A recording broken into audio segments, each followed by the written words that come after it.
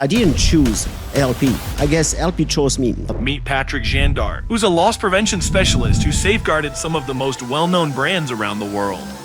Today, he answers the question, how do brands reduce internal and external shrink without locking everything up and destroying the shopping experience and lowering sales? My very first case came within a week. There was a store where at the time it was big package of Microsoft software. So the Word, the Excel, they keep being stolen. Maybe it's internal or whatever. And then something clicked in my mind. I took a software, pulled back the cabinet. So I stole a $300 software in less than 20 seconds. So that little story basically gave me credibility right away on solving something because they had lost thousands and thousands of dollars in that issue. And also it became a standard for all the existing store and the new store in terms of a building department, meaning all the cabinet must be screwed down. You get the separation between, in a sales organization, you get the separation between security, LP, and the rest of the organization. When you want to implement something, it's not going to happen. Yeah. Hi, today's guest speaker is Patrick Jandard. He's guest speaker for RCC, the Retail Council of Canada. He's been with Future Shop, Roots, H&M. How's retirement, Patrick? It's good. It's good. I mean, there's some pros and cons, but it's great. I don't have to wake up too early in the morning, which is fantastic. That's good. Great. Yeah. No more traveling. Exactly. Yeah. So when did you realize you wanted a career in loss prevention? Actually, it was a while ago. And first thing I want to say, I didn't choose LP. I guess LP chose me. And what happened at the time, I was store manager for already many years at Future Shop. And they were trying to establish a loss prevention department. Now, long story short, my background in France, and specifically in the army, I was in information gathering, intel, and recon. Nice. So the VP thought, because of this background, I may be well suited for something in LP. I was living in Guelph, and the store I was managing at the time was London North. And then they offered me a position of LP, and I said, in my mind, I said, okay, you know what? No work in the evening, no work on weekend, 9 to 5, Monday to Friday. I'll take it. You know, so it was basically something like that. I didn't really choose LP. And then I really very quickly recognized I didn't know anything aside from inventory control at the store level or whatever. And when I was remembering my very beginning, my very first case came within a week. I was in function. There was a store where, at the time, it was big package of Microsoft software. So the Word, the Excel, access of the Word, $300 a package. They keep being stolen. And they were behind a glass cabinet, locked. And so the management was thinking, okay, it must be either internal or someone has the key of the locked cabinet, blah, blah, blah. And that was within a week of me starting, in the function. So I went to the store, look at the cabinet. The lock was closed. So it was a cabinet about maybe 1 meter high, about maybe 1.5 meters wide. So there was a cabinet glass on 3 sides. Behind the cabinet, there was a grill holding some shelves, and then shelves on the other side. So I said, okay, it's locked. So I was thinking, maybe it's internal or whatever. And then something clicked in my mind. I look at the cabinet, and I pull it towards me. The whole cabinet came very easily. The shelves stay in position because they were attached to the grill. Yeah. I took a software, pulled back the cabinet, so I stole a $300 software in less than 20 seconds. Yes. So then I came to the, to the management and said, I just stole that. They said, how did you do the key, blah, blah, blah. I said, no, just pull the cabinet, pull it back. So I went to see the VP, explained the situation. He said, okay, how much it would cost to solve the issue? Yes, about $5, 4 screws on each side, and that's it. So that little story basically gave me credibility right away on solving something because they had lost thousands and thousands of dollars in that issue. And also it became a standard for all the existing store and the new store in terms of a building department, meaning all the cabinet must be screwed down. So on the company level, it solved quite a bit of money. And from then, because of the credibility, I got more access to investments or, people were listening a little bit more to me, and that's how I started. Nice. Did they ever find out who took it? Or it was taking them? Or? It was external. Yeah. It was not internal. It was Yeah. external. Oh, okay. But because it was for them, the idea was it's locked, and how they can do it. So just thinking a little bit out of the box and see what's happening there. Nice. Yeah. Now, when you're in, did you have any mentors or anybody that? No, like I say, when I started, I didn't know anything, and I realized I didn't know what I should know. So then I joined ASIS. And I started to go to the local conference. I started to go to the international conference. Yes. And then I started to study for my CPP, which is a Certified Protection Professional. Yeah. And so I passed the exam, CPP, I succeed, and I'm CPP. Now because I'm retired, I'm a lifetime CPP. But at the time when I got it was 1999, if I recall correctly, there was about a worldwide 8,500 CPP. So it's when you think worldwide, it's very limited. Now there's a lot more nowadays. But I learned a lot through that in terms of not just LP, but overall security, overall different things I may not use in my day-to-day job, like bomb threats or that type of thing. But it really. So I didn't have a mentor specifically, but just self-learning on that. Okay. Maybe what's a common misconception people have on loss prevention? I think the common, if I talk people who are not in the field, so public in general, I think they underestimate the level of skills necessary for the job, especially at the management level. Yeah. They think, LP, okay, yes, is the guy catching the shoplifter, handing the cookie jar, that type of thing. But they don't understand that it takes a lot more studying, it takes a lot more, and it's constant learning because technology changed, so you need to be on top of everything. Behavior change, we see that in now more and more violence, in retail crime. So I think people generally underestimate the skills level of LP people. LP?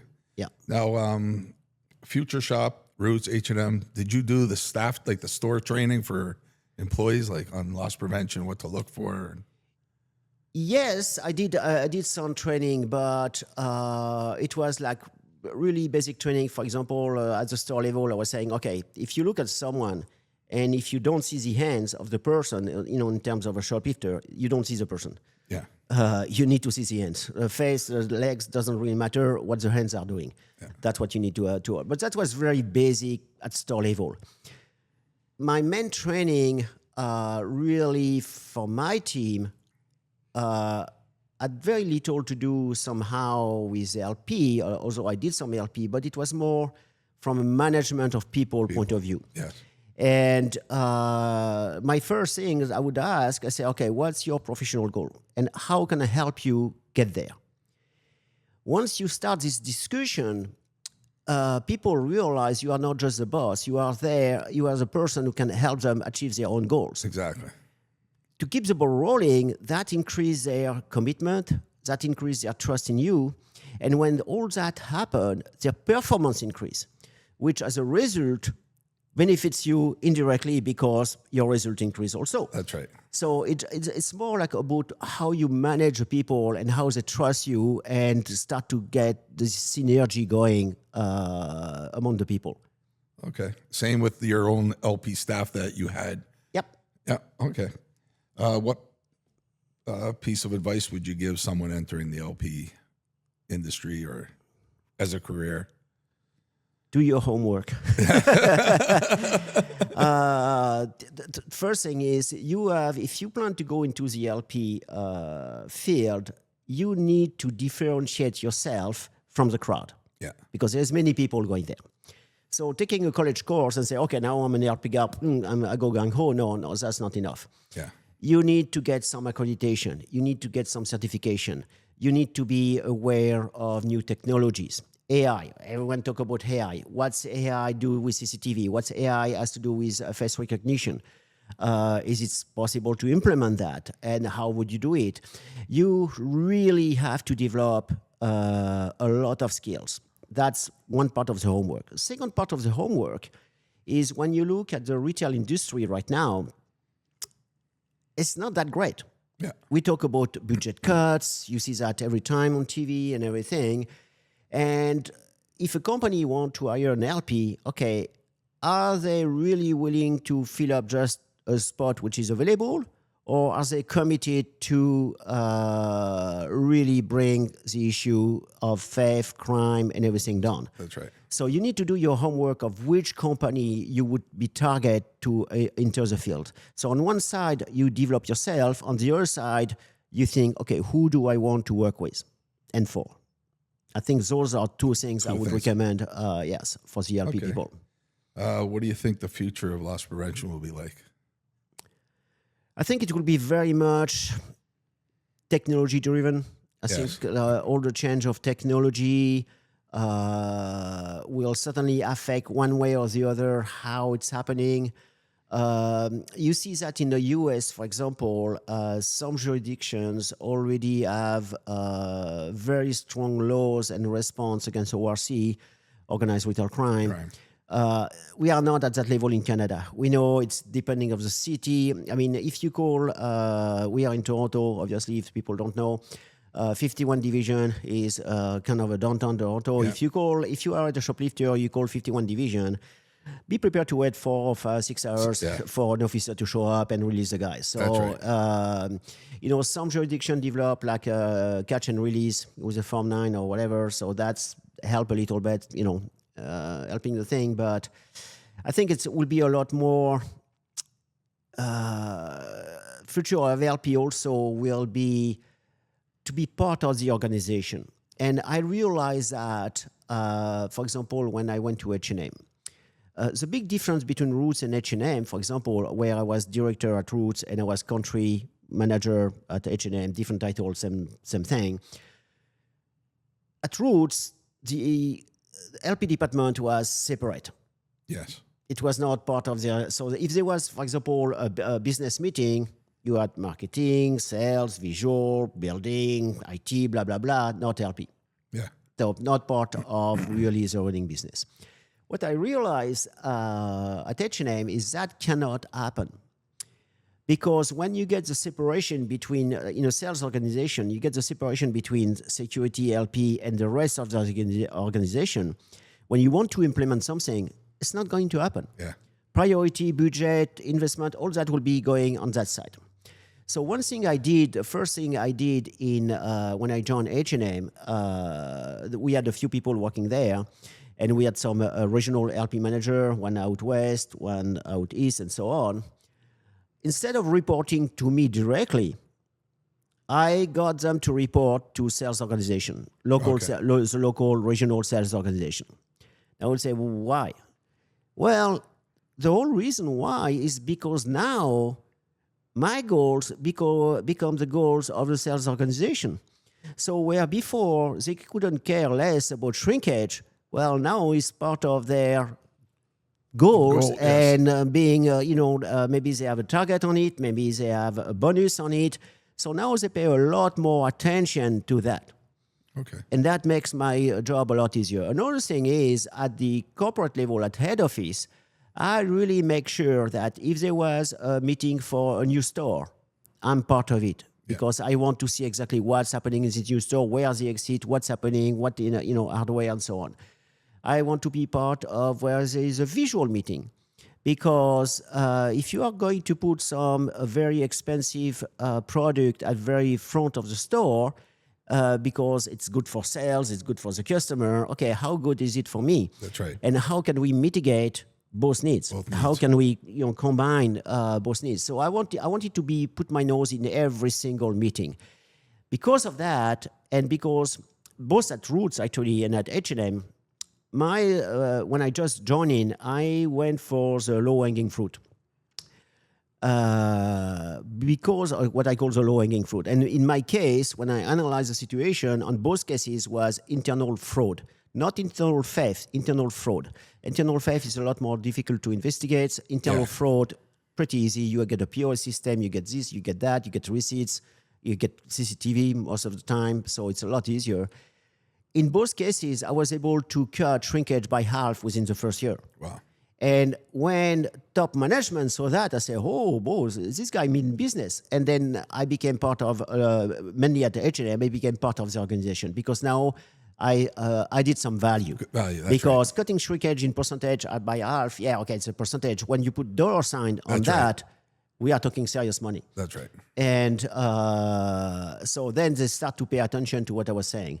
And then after, when there was discussion about budget, there was discussion about this, because this is always the case. Budget, cut off budget, reduce, blah, blah, blah. And security is usually the first to go with it. Exactly. But, when I was able to say, okay, you know what? Last year I saved that much. If you give me that much, I can save that much. So the ratio, they understood that and basically gave me quite a bit. And then that allowed me to do some testing. I did some testing on facial recognition. At the time, didn't go that well. I don't think the technology for retail store, maybe it's good in an airport or something like that, but at the retail store, it's not there yet. AI may develop that. So I did different tests. I was able to get pay on take some course.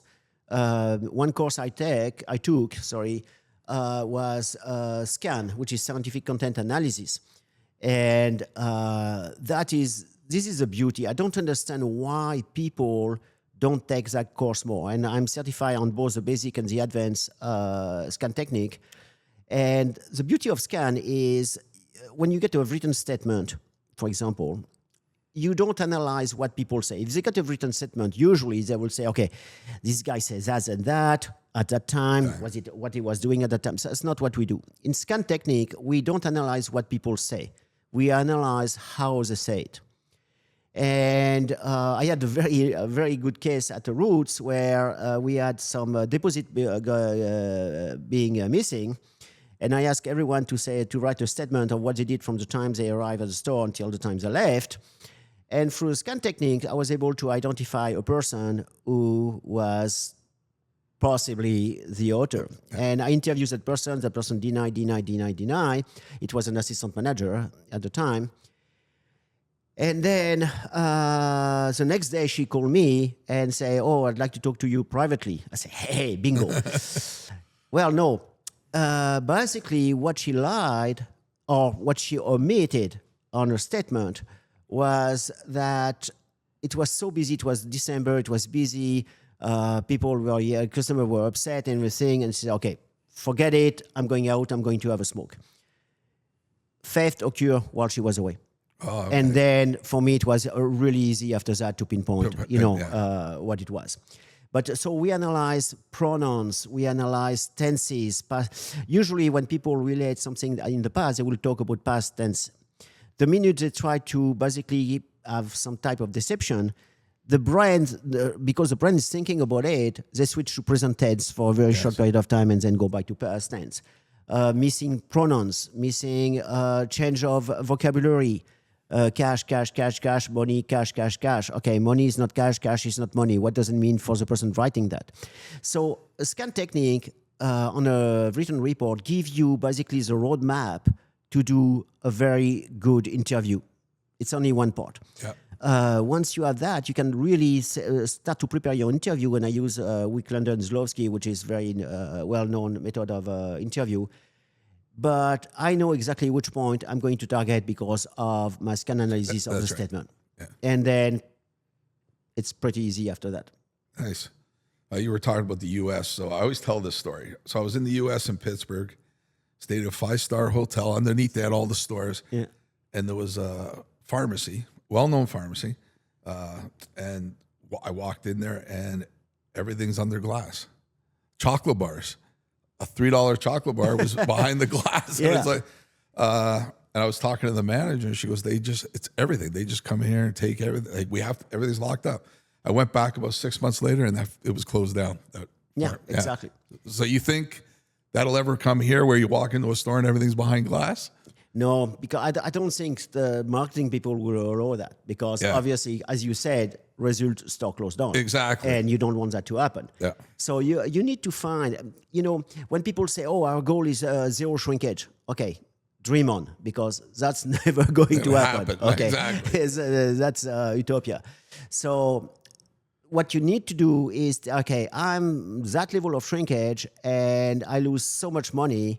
How can I get to that level and lose only that much money? Yeah. Is it acceptable? Is it what?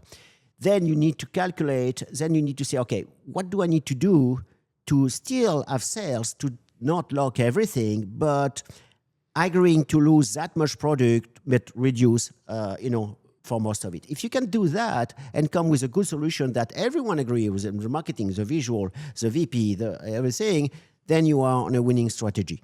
And I think that's really the key for LP managers, is to be able to accept some shrinkage, because you are never going to eliminate shrinkage, but to which level and where, how you want to reduce it.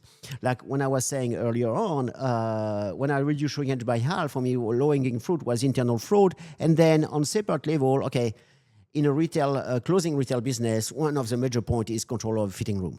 Yeah. So it's super easy. Control the fitting room, you target the internal fraud, boom. You get big result, and it's not hard work. I mean, when you think about it, it's not that that complicated. I didn't reinvent the wheel there, but when you do that, you get credibility, and that really allow you to progress in your career there. Okay. Now, what do you think of these days? I don't know if you know, a lot of it, the retailers is just catching. Just you see somebody walking out with a bag full of stuff, all you do is grab the bag back and let them go. No, please, like you said before, please. Back in the day, sometimes you waited 8 hours, like you were saying. These days, they just keep putting you to the end. Unless there's a weapon involved, then they'll come. That still takes them a little bit of time. But I mean, but now it's just, they just want you to grab the stuff back and let them go. And, I don't know if that's going to, like, some of these guys are walking out the door and they know, you can't touch me. And you see videos on social media with the LCBO or wherever. Yeah. And they're filling up bags and just walking out the door. Yeah. Now, but the LCBO, for example, you have to remember it's a crown corporation. So if we look at that, they can get assistance, and we saw that there was some arrests recently of a group on the LCBO because they stole so much. Yeah. It was big, big value. Yeah. So yes, the LCBO could have a better. So Joe Blow retail, even worse. I mean, if you are a big chain, you can kind of absorb some securities, that type of thing. If you are the little mom and pop retail, they are going to eat you too, and you don't have the resource, you don't have the knowledge to implement some good CCTV, to implement some SAT. And even if you have that, they are still going to, they don't care. Exactly. It's really don't care. When you see the crime in Toronto, you get a 14, 15-year-old kid having a weapon like a firearm and shooting people. What can you do? So it's it's kind of it's very challenging. You can lock the doors, but it's then you end up with a. There was a very interesting thing actually that changed. Actually, that when I joined I'm sorry, I just clicked in my mind. Part of the building of every store was to have a panic alarm in the cash room. And on the other end, there was a policy that if you get armed robbery, you collaborate, you don't take risks, you collaborate with an armed robber. And then at the time, I was trained by a lady from Germany who was the head of the global security department. And she said, we need to have panic room. And I said, okay, think about two options. First option, armed robbery, you hit the panic room. Okay, the guy see you eating the panic room. What is his arm? What do you think he's going to do? That's right. Okay. Second option, the guy doesn't see you eating the panic button. The cop showed up. Now the store is control block, and you get an armed guy in there taking your stage. That's right. And thing. Is that what you want? Within weeks, the standard of building new store was no panic button in the cash room. And if you have some, disable them. It's not, because it was thinking completely against the policy. Yeah, you don't want people injured. Meanwhile, you get locked with an armed guy. That doesn't make any sense. That's right. So there was a few things like that, and that was a global change. So basically, I was very proud of that because from my little comment and my demonstration, first thing, it costs less money on investment. You don't have to, Yeah. have the alarm and everything. And yet, it was implemented in every single country. So I was pretty happy about that. But right now, it's very challenging to be LP. So I think the best situation is limit the risk, recover the merchandise, and make sure you have a picture of the guy who, if you see him coming in next time, you say no, you out. And that's what we're seeing. Yeah. These guys are just coming because they know. Yeah. Oh, they're just going to take the item, and so they're just coming back whenever they can. Well, we had this lady at H&M downtown who keeps stealing bed sheets.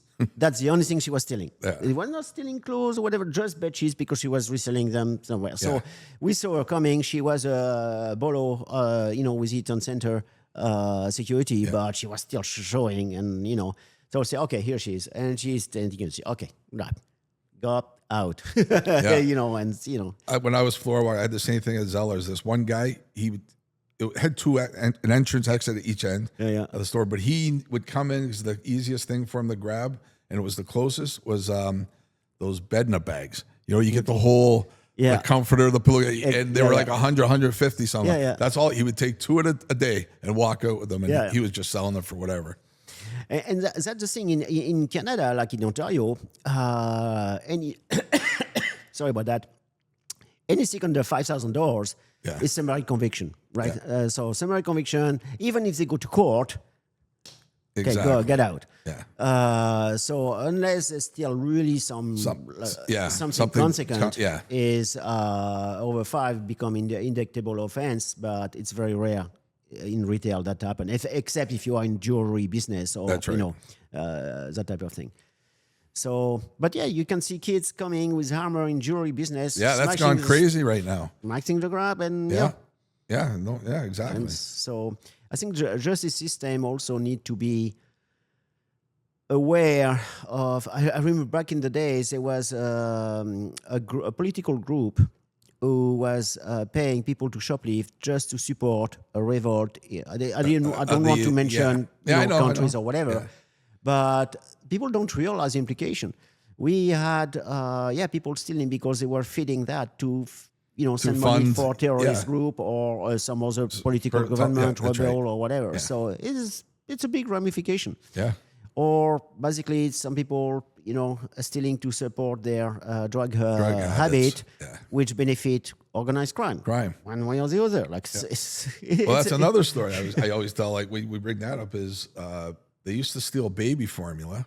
Mm-hmm. These drug addicts would come in, fill their bags with the baby formula. And when I first started in the field, over 30 years ago, I was, what are they stealing this thing? They have kids at home, but they were filling up bags. And then I found out by one of the police that they mix it with cocaine. So they give it to the dealer, and it's mixed with cocaine, and then he gives them their drugs for whatever.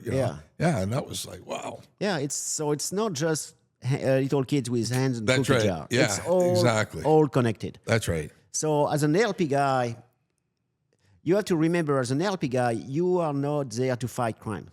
Yeah. That's the job of law enforcement. That's right. As an LP guy, you are there to protect the assets of the company you work for or minimize the loss of assets, and that's your role. If you can understand that, because if you go and put your superhero cape or whatever, it's not going to work. No. So you have to really understand your role is to minimize the loss of assets for the company you work for. So getting back to the social media things that are out there, I always read the comments what people are saying. Why do they have security? Why are they paying security if he's not going to do nothing? Is that?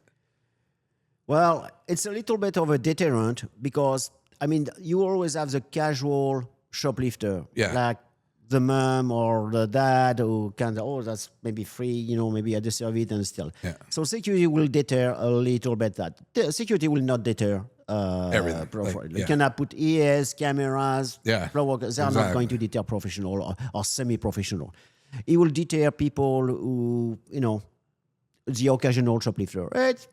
Any deterrence is good, but again, you have to measure what's the cost of security versus the cost of what you are able to recover. That is a critical balance you have. If it costs you more to protect the product than to lose it, it doesn't make sense.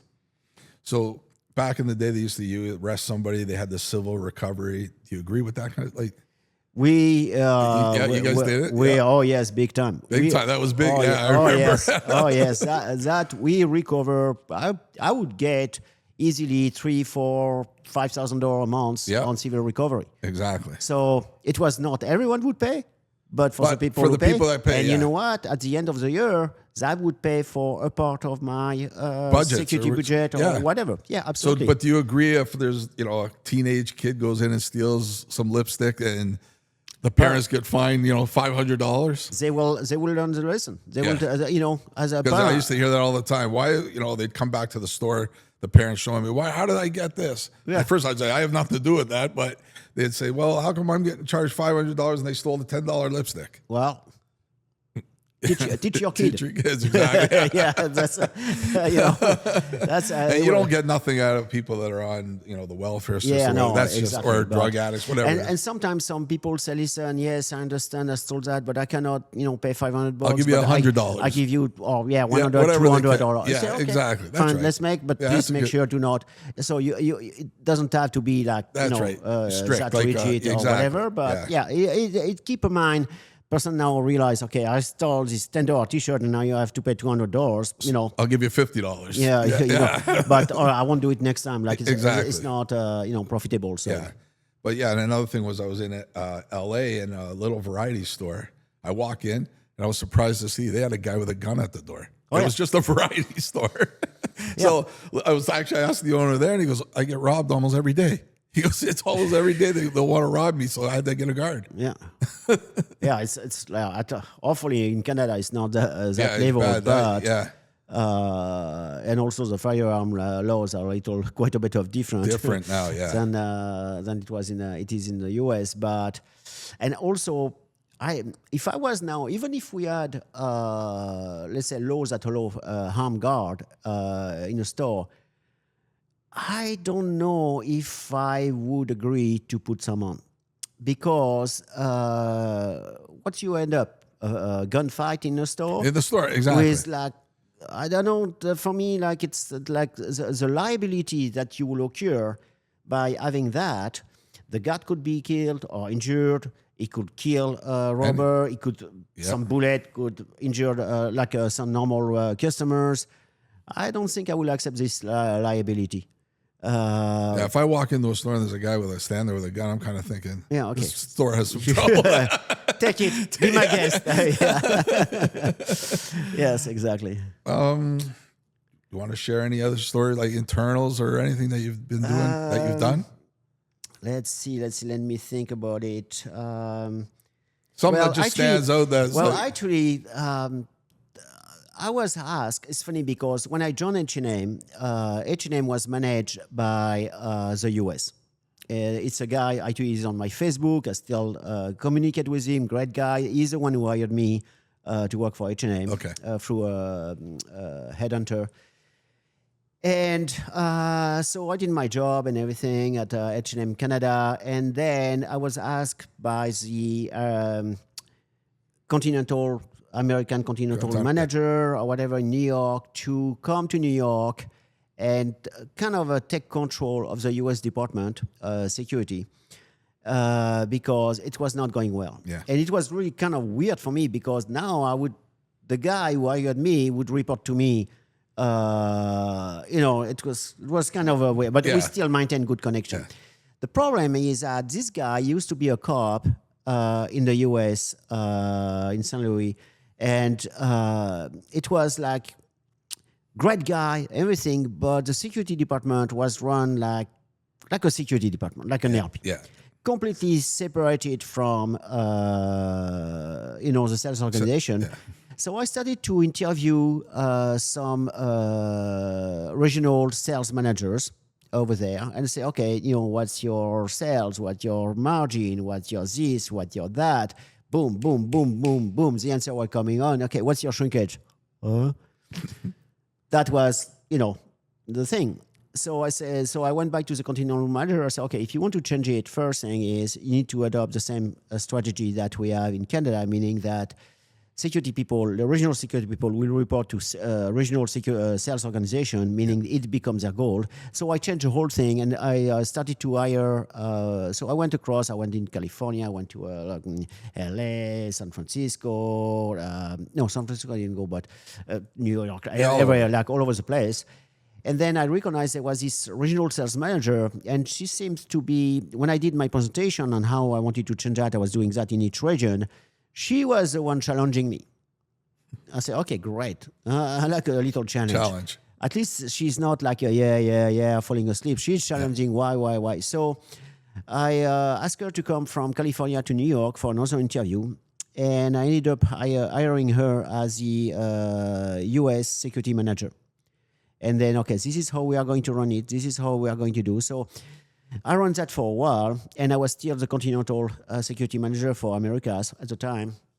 And then the continental manager asked me to move to Mexico City for 6 months when they were opening Mexico. That's where I draw the line. I said, no, that's not. If you want me to help, I can go there for 15 days or whatever. I already did it. I opened some store in Moscow, I opened some store in Tokyo, and so on. I can go there for 15 days to support, but I'm not moving to Mexico City for 6 months. It's not going to happen. Yeah. So then he said, I go back to Canada. Canada is a big country. I'm fine with that. It's, enough. And she became the continental security manager. The lady, right? Yeah, but we had such a good relationship. It was fine. So that was great. Oh, that's good. Yeah. Any other things you want to add to that you've come across over the years? That's you get a lot of these managers or whatever that have been around for like 10, 15 years, and then you catch them stealing. Yeah, well, this is the thing. When you tell people, okay, it's certainly internal to say, oh, no, I trust my staff. Yeah. Or I trust, Joe Blow or whatever. Well, you know what? I trust everyone until you prove me the contrary. But, I'm not stupid either. Yeah. So we had some very good catch. And usually, actually, if you catch, let's say, a part-time employee stealing internally, the loss is kind of minimal because, they can only hide so much in their backpack or whatever. So maybe 2 T-shirts or loss. Where you get the best result is, and that's actually from an internal point of view, is key holder, assistant manager, store manager. Yeah. Because they are the one who have access to keys, password, safe combo, you name it, they have access to that. Yeah. And because they have access to that, if there's a back check, they are the one who are doing the back check. Who is doing back check on them? I had a case where one manager and assistant manager say, okay, I'm not going to check your back, you don't check mine. Deal, boom. Yeah, well, they both got fired. It's so usually the losses occur when, and again, like internal fraud. It's funny how people think oh my God, I found this great thing. If I do a return and take the cash, no one will know. That's the oldest thing in the book. Yeah, come on, give me a break. Be creative at least. So you get so many people in return fraud at the management level. Yeah. And, one guy, for example, one lady when I was at Roots, actually, in Montreal, I got her on a return fraud for over $3,000 or whatever. And basically her boyfriend was part of a biker gang. And he's the one who told her what to do and how to do it or whatever. Yeah. I had another case, actually, very interesting, actually. I forgot about this one. Now I remember I come back here. So we had a store in New York at Roots in Soho. Yeah. And all of a sudden, basically, money got missing big time, about $250,000 US. Wow. At the time. And we are talking that about 25 years ago, 20 years ago. So a significant amount of money, right? So obviously, put the whole thing together. At the time, I had my assistant working. Her name, I would pass her name, but now she moved to Betonville, try to figure out which company she works for as a director level over there for global. So meanwhile, she was basically putting all the files together, recreate like all POS, all the stuff document we could collect. Book my flight to New York, arrive in New York. By the time I arrived in New York, she was sending me by email all the documents she had. Yeah, and then I realized basically two key holders from the store. And then I say, okay, well, based on the amount of money, and that was so funny actually. I went to the it was 5th District police station or whatever it's in. So I can't remember the district, but I arrived, and it was out of a movie set. It's an older building. You get cops outside having a cigarette, chit-chatting, whatever. Arrived to the booking desk. It was like a big, massive wood desk with a big bar. Yeah. Massive sergeant behind the booking desk. And I say, okay, I talk to the detective, this detective, and I'd like to go to meet with them. Say, okay, send me to the first floor. And again, movie set. It's almost like, the Underwood typewriter. It was crazy. You had a little bit of booking sales, and then I got welcomed by two detectives, one Asian detective and one Caucasian detective, older. And I'm saying, yes, this is not going well. First thing I don't know if you noticed, but I have a strong French accent. So they are not when going I first met you, I never knew what you were saying. You are not the first one, but that's okay. So first, they are not going to understand what I say. They are not going to understand the document I'm presenting. And the Asian guy say, oh, yeah. And say, oh, it's not going to go well. Then the guy took the document and leave. Okay. So I ended up talking to the Caucasian guy, and we started to talk about firearms and everything. He opened his drawer, showed me the firearms, that. Meanwhile, you had the guy behind the cell looking at us. It was interesting. Maybe half an hour later, the other detective come back and say, okay, already froze $150,000 in a bank account, and I froze another $50,000 in another bank account. Wow. I was like, what? Like that. Wow. Like that. It was unbelievable. And so we went for dinner. He said, okay, we are going to show you real Asian food here. So they invited me for dinner. And then we took an unmarked car and drove to Battery Park because one guy was taking the ferry to go home.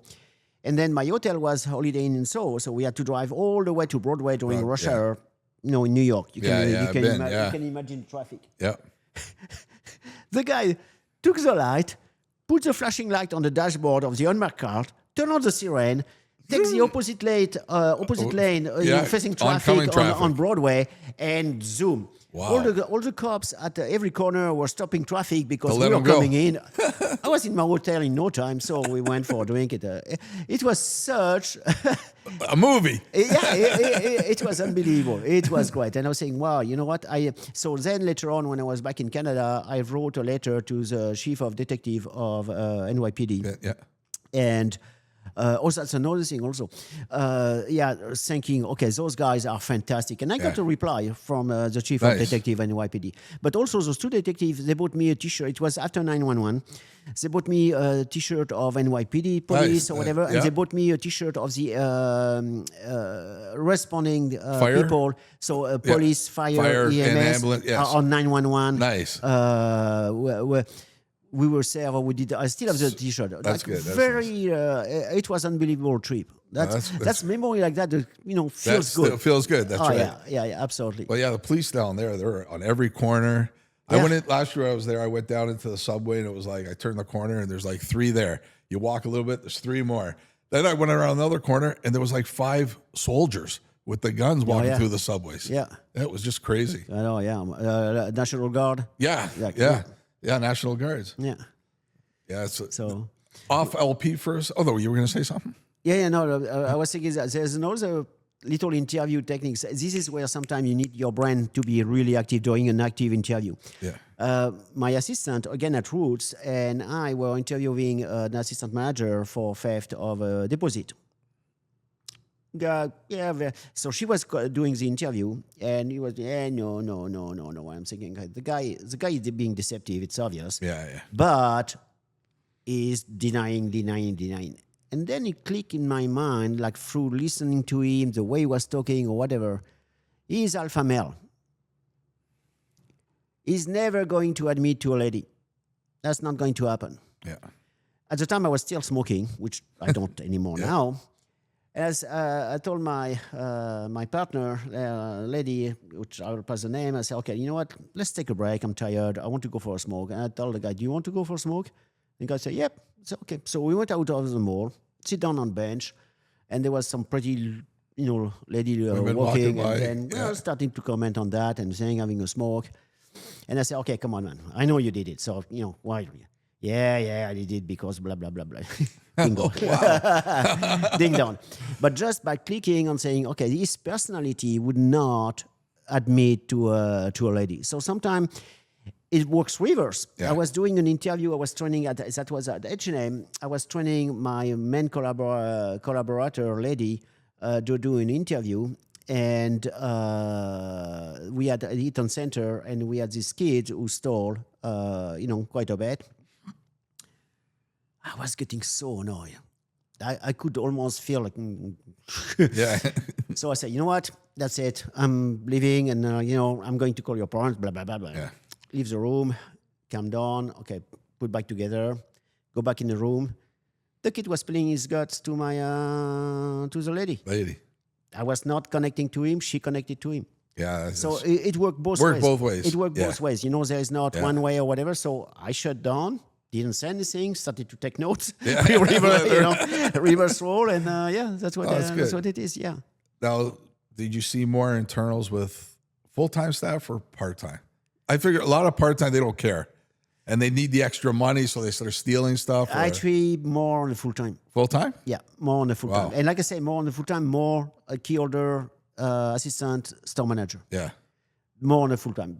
Part-time, yes, there may be a couple, but it was, from a loss point of view, was really insignificant. Yeah, small. Yeah. And usually they are more afraid. Exactly. They are at the bottom of the food chain. Yeah. So there is a lot more eyes on them than eyes on the top. That's right. So, yeah. Yeah, okay. Now, over the years, I know you've used security companies. What do you look for in some company? Like, I know you probably had calls all the time. Oh, can I come meet with you? Can we? I have a philosophy with suppliers in general. Yeah. Okay, not just security, hardware, you name it. Because as a director, I am basically selecting which supplier I'm going to take. And I know some people, I met in conferences or whatever, they try to squeeze as much as possible of the supplier, best price, that type of thing, really squeeze. I went in the principle that at the end of the day, everyone needs to make money. Yeah. The supplier needs to make money. I need to not lose too much money. I need to have a very good, positive collaboration. If you squeeze someone too hard, they are not willing to collaborate with you. They are going to do their job, but they're certainly not going to do more, things happening. So my philosophy, I say, okay, is it a fair price I'm being, based on the market? Is it a fair price I'm being quoted? If it's a fair price, okay. And by developing this relationship, and you know what, there will be always cases where something goes wrong. Yeah. Like nothing can always go right. Exactly. But the key issue is not what went wrong. The key issue is how it's going to get fixed and not happen again, and how do they react to it or whatever. Right. If you have a very good collaboration, that's not become an issue. Yeah. It's automatic. There's always something. It's exactly. It's whatever the company, they can't go in there and say, we do this better. Everybody's got that. It's automatic. Like if you have this good strong collaboration, there will be like method to resolve it. They want to resolve it because you are not the guy who's taking them by the throat and trying to get every penny you can. So by doing that, I kept companies as long as I could. If we have good good collaboration, I didn't need to change. Exactly. And we had a policy at H&M that we have to renegotiate every year, every 2 years or whatever. Say, okay, Yeah, I'm not going to do that. Like, I see if I know the market price. That's I right. know, you know what it is. Is it within the market price, or if I'm being gouged? Gouged, you know. I say no, not going to happen. But so I think that's a main principle, having a good, positive collaboration with every supplier. I was talking like for all security alarm and CCTV, I dealt from the day I started to the day I left H&M with the same person. Yeah. Didn't change. Why? Because it made my work so easy. I remember when we were the LP company, you had a company at the door, security company, and you did not want to switch from them. And that's exactly. It worked very well. That's right. It worked very well. We worked with them good. They were good with us. Remember when we had a launch of GB Choo? Jimmy Choo's, Choo, the oh my clothing God. line. Yeah. That was something. Yeah. Actually, we helped you with the guard because you took some of our guards to do the outside, the lineup. Exactly. Yeah, that was crazy. But that was a good collaboration between two different companies and us. Exactly. And we were all in the same. Yeah. Something else happened. If I don't know if you were there or not, but it was when the Raptors won the championship. Or whatever. So my my right arm, she went down in the store looking, and all of a sudden there was like a fight in the lobby of the Eaton Center. Yeah, I remember this. She called me, and I said, okay, lockdown, close the door, only the bottom line open, I'm coming down. Came down, and then now there is a possible shooter on the loose somewhere. In Toronto. So complete shutdown. All the customers in the basement, in the staff area in the basement.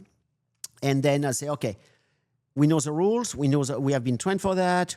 All the staff providing a phone charger for the customers who needed phone charger. We had water. We had the whole basically safety plan in place. So it was not something off the blue. Was the store were trained. The store it was all that. So we did that, and when we got the clearance from the police that everything was safe, it was not the SWAT team, but the ETF was basically working. On the mall, they get the clearance. So we opened the store, let the people go. So there was two feedback. The store, the next morning, a lady emailed head office saying she was part of the lockdown at H&M Eaton Center, and she was so thankful because the staff was so professional, so helpful and everything. Meanwhile, her husband and kids were in a different store at Eaton Center, and it was like no one knew what to do. They were like, so she was so it was really good for that. That's good, yeah. And then, so that was the next day. The day after that, I'm at home. I'm always on CP24 or CCTV at the time, watching TV. And then this journalist from CCTV came and she said, yes, so I was part of the lockdown at H&M. And I said, oh my God. Yeah. And then she said, it was like very well managed. It was, thank God. I knew the lady, like I see on TV many times, but I never, I was too busy to really recognize, identify her. She was shopping at H&M, and she was part of the lockdown, and on CCTV saying like how good it was, and so how trained and helpful people were, and so on. So I said, okay, oof. Yeah, because that's one thing. So some of the reporters, whatever, to get a story, they add a little bad. It was perfect. But again, that didn't come all the blue. We train at least twice a year, every store on emergency planning. Yeah, I remember all that. Active shooter, earthquake. What kept me from sleeping at night? Actually, it was not an active shooter. Was a massive earthquake on the West Coast. Yeah. Because, I had the plan of basically a massive earthquake triggering a tsunami, in Vancouver and so on. Our warehouse over there, it's on an island. Great job. People who planned that. That's fantastic. That's fantastic. So basically, except some little part of downtown or whatever, everything would be flooded. Everything would be lost. And lives, and no way communication will be cut. That was my biggest fear. Yeah. Never happened, thank God. And but one day or the other, California, West Coast. That's like right. Something is going to create that. Yeah. Another thing I was really happy with, I don't know if you remember GHG20 in Toronto. I was going to bring it up. I started to plan 6 months for this thing. Yeah. 6 months earlier, I started to look at all the map in Toronto, thinking, okay, if it's going to be there, where will be the first perimeter security, where will be the second perimeter security and everything, and this is where we need to do blah, blah, blah. You hired us for that too, to have guards. Started to order also supplier with plywood, started to order like in advance because everyone will go to get the plywood or whatever. So I started 6 months on that. I was only one thing I didn't plan. Everything went according to my plan. We never had one store. There was a store on Queen Street. There was a police car being burning about 10 meters from the store. But all the stuff was clear. We had food, we had water, we had everything in lockdown place. So everything was safe. No, not one window broken. But the only thing I didn't plan was a meeting at Allen Gardens. I didn't think the people would meet at Allen Gardens and got. I had the perimeter security pretty well set up pretty well, like 6 months in advance. But that didn't. I missed Allen Gardens. Allen Gardens, but that was minor. But at the end of the day, it went well. So yeah, there's a lot of stores got damaged down there. Oh yeah, big time. And thank God I got a phone call I think on Sunday. I got a phone call from one of the manager at Eaton Center. The police did a raid at U of T and arrested a whole bunch of people because some people, apparently Intel, was saying they were planning to attack H&M. Wow. So they were arrested prior to the action by TPS. TPS. Yeah. Wow, yeah. So yeah. Off the LP time, like we mentioned it earlier, I think before, like the home invasions and things like that. Everything. Well, I think car thefts, I think laws need to be changed in Canada regarding criminal code, like regarding self-defense and everything. When you see this man being shot by a stray individual and he's being shot at home protecting his kids. Something has to change. You cannot have the same laws. And we got a guy who had a home invasion. He basically beat up a little bit the guy who was invading, and he's the one who got charged. Like, come on, give me a break. Like, exactly. You know what? So I think we should copy a little bit some of the U.S. laws on that. If I break into your home and you beat me up, that's my problem, not yours. Like, plus you're a big guy. I would not try that. So because they're saying you can use as much force, but. You got the guy down, just say, what are you going to do? Let him get up and go? Yeah, exactly. As much force as necessary. Well, what is necessary? The guy has a gun. I'm going to shoot him. Exactly. That's plain and simple. So, something has to change because it's getting worse and worse. And again, and the police is saying that, they arrest someone, bring him to justice. The guy the next day released on bail. And 2 days after, he's arrested again for the same thing. Same thing. So it's overall change need to happen because I don't see it getting better. No, like it's and like you said, now it's like 14-years with guns. And where are the parents? What are they doing? That's what I'm saying. They're out at 2 a.m.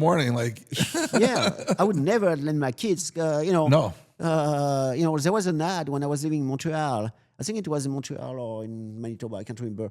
But it's 11 o'clock. Do you know where your children are? Yeah. They had that. It was a Buffalo news station. You used to always say. Okay. Yeah. It's 11 o'clock. Do you know where your children are? Yeah. So that's the same thing in Montreal or whatever. But it's true. Like, you need to be responsible as parents, That's exactly. Yeah. What's one action a company took that you didn't expect? Like maybe they just came in and said, that's it. Budget's cut for security or. Oh, that was way bigger than that. It was H&M. Actually, it's the reason why I took early retirement. And there was this guy coming from Sweden who was, and he was talking about regionalization. Yeah, it's regionalization. Well, we already regionalized. We had North America, you have, Canada, and then reporting a little, not reporting to you, but reporting to America, and then there was the US and so on. His idea of regionalization was very much different. So basically what happened at the very end is Canada got eliminated and became region 806 of the US. Yeah. And what that means is that every function head, we are talking everyone, HR, IT, accounting, security, like any function head of Canada had the choice. Reapply for their job and move, if you get it, move to your own expense in New York, or get package. And that was, everyone got caught a little bit by surprise on that. Yeah. And then I had my ex-boss at H&M who was working at the time in the UK and Ireland as, messing over there. And in her contract, saying like, after so many years, she could come back in Canada and all that. Well, she come back in Canada after her contract, and the same guy, I have no job for you. And she said, well, it's in my contract. Well, too bad. Wow. So that's really get a little bitter taste in your mouth. That's right. It's so I took a package early retirement. I was getting close anyway. So, but didn't expect that being that much. Yeah. So, if you went back in time, would you choose this profession or something else? Good question. You said you were in the Army, right? Yes. Yeah. Yeah. I would not go back in the Army. I don't have the physical shape now to go back. That was in France? Yes. Yes. Yeah. I would think twice about going to LP now. Okay. Except if there was a company who was really committed to the department and, that type of thing. Yeah, maybe. What I think now I would do, which is what I'm started to work on now, is more like towards private investigations. Because I think the LP field is becoming a little bit overpopulated. You look at, so people when I retire say, why don't you become a security consultant? I can take a shower and show you how many security consultants are in Toronto. Unemployed. That's so that's not really the point. I think for me, like private investigation would give me some type of freedom to work a little bit when I want, not being attached, work on my own, or work for a PI agency, or work for insurance company. There's one part of the PI which really interests me a lot, especially due to my background in the Army, is called OSINT, which is open source intelligence. And open source intelligence can be done for any cases you name it: missing assets, missing people, cheating spouse, fraud, insurance fraud. You can use OSINT for everything. Yeah. So specializing in that, and the beauty, the only thing I need is internet and a computer. Yeah. I don't need to, freeze my bum outside in a car watching something. So I think I would maybe start that earlier. Were you ever a security guard or a floor walker? Me? Yeah. No. No? Oh, good. Okay. No. Well, that's all we have right now, Patrick. Great. All right. Well, great interview. Listen, thank you very much, Sean. Thank you for really coming. Appreciate it. Yeah, thank that was good. Thank you. Awesome.